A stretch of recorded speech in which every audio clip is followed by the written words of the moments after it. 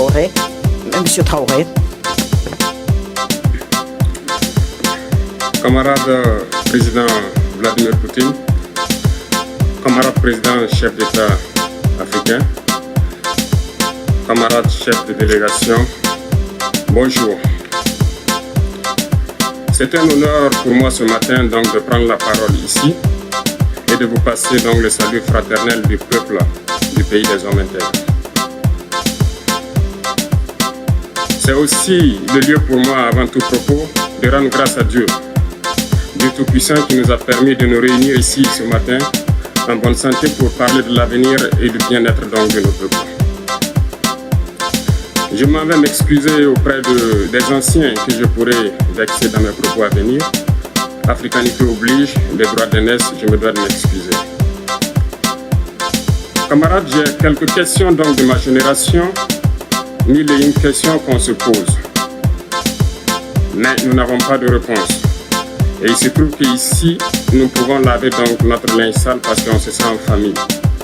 On se sent en famille en ce sens que la Russie est une famille aussi pour l'Afrique. C'est une famille parce que nous avons la même histoire. La Russie a consenti d'énormes sacrifices pour libérer le monde du nazisme pendant la Seconde Guerre mondiale.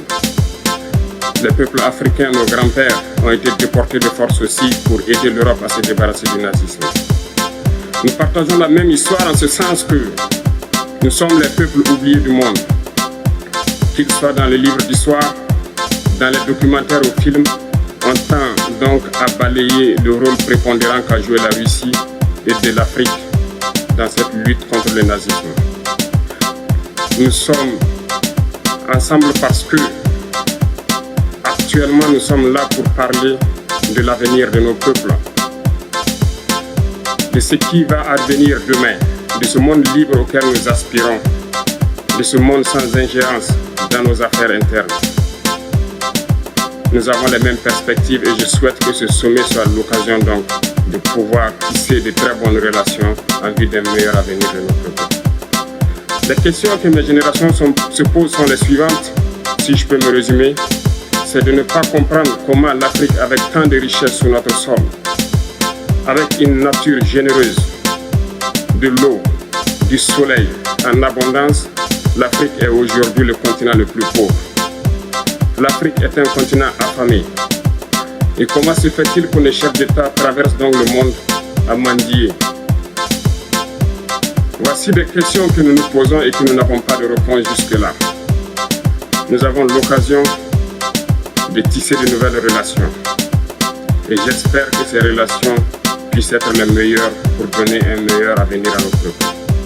Ma génération me charge aussi de dire que, par ce fait de pauvreté, ils sont obligés de traverser l'océan pour essayer de rallier l'Europe.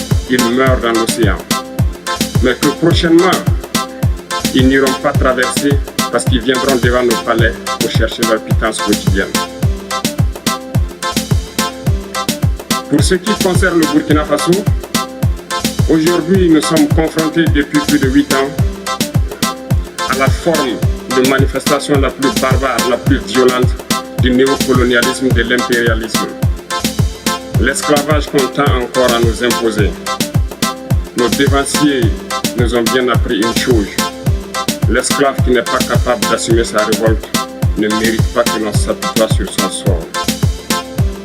Nous ne nous apitoyons pas sur nos sorts, on ne demande pas que quelqu'un s'apitoie sur notre sort. Le peuple burkinabé a décidé de lutter contre l'île terroriste en mesure de relancer son développement. Dans cette lutte, des vaillants peuples, des vaillantes populations se sont engagées à prendre les armes face au terrorisme. Ceux que nous avons effectivement appelés les VDP, des volontaires. Nous sommes surpris de voir les impérialistes traiter ces VDP de milices et de tout type. C'est décevant parce qu'en Europe, lorsque des peuples prennent les armes pour défendre leur patrie, on les traite de patriotes. Nos grands-pères ont été déportés pour sauver l'Europe. Ce n'était pas avec leur consentement, contre leur gré. Et bien au retour, on se rappelle bien qu'à Tiaroy, lorsqu'ils ont voulu revendiquer leur drapeau,